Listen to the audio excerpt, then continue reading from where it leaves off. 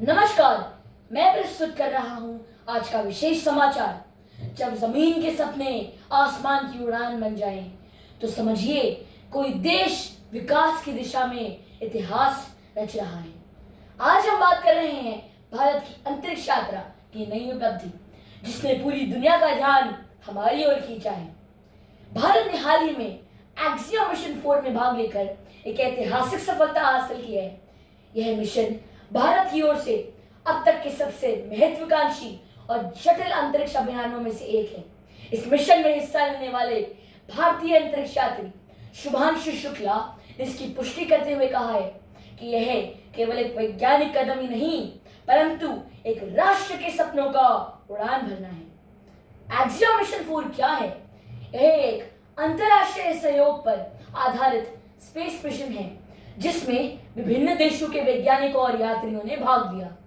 भारत की भागीदारी ने न केवल तकनीकी मजबूती दिखाई, बल्कि हमारी सॉफ्ट पावर और वैज्ञानिक प्रतिष्ठा को भी नई ऊंचाइयों पर पहुंचाया है।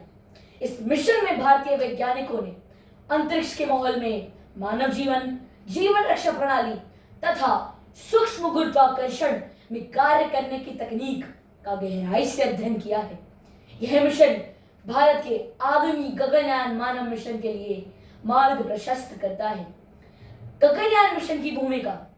गगनयान मिशन भारत का पहला मानवयुक्त अंतरिक्ष अभियान होगा, जिसमें पूरी तरह से स्वदेशी अंतरिक्ष यान के जरिए भारतीय अंतरिक्ष यात्री को पृथ्वी के निचली कक्षा में भेजा जाएगा। यह भारत की स्वतंत्र तकनीकी क्षमता और आत्मनिर्भरता का प्रमाण है।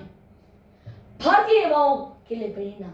इस मिशन ने विशेष रूप से युवाओं में भारी उत्साह पैदा किया है। स्कूलों, कॉलेजों और इंजीनियरिंग संस्थानों में आज छात्रों का झुकाव अब सिर्फ जमीन तक सीमित नहीं है। वे अब तारों और ग्रहों की बातें करते हैं। जब एक भारतीय अंतरिक्ष यात्री विदेशी अंतरिक्ष यान से वापस लौटता है, तो यह सिर्फ उसका ही नहीं, 130 करोड़ भारतीयों का गौरव होता है। एक्सियोम मिशन 4 की यह सफलता एक संकेत है कि अब भारत केवल धरती का ही नहीं, आकाश का भी स्वामी बनने की दिशा में अग्रसर है। हमारी आंखों में अब न केवल सपने हैं, परंतु उन्हें पूरा करने की हिम्मत, हौसला और तकनीक भी है। आइए मिलकर इस भारत को सलाम करें, जो न केवल अतीत से सीखता है, बल्कि भविष्य को आकार भी देता है। जय विज्ञान, जय अंतरिक्ष, जय भारत। धन्यवाद।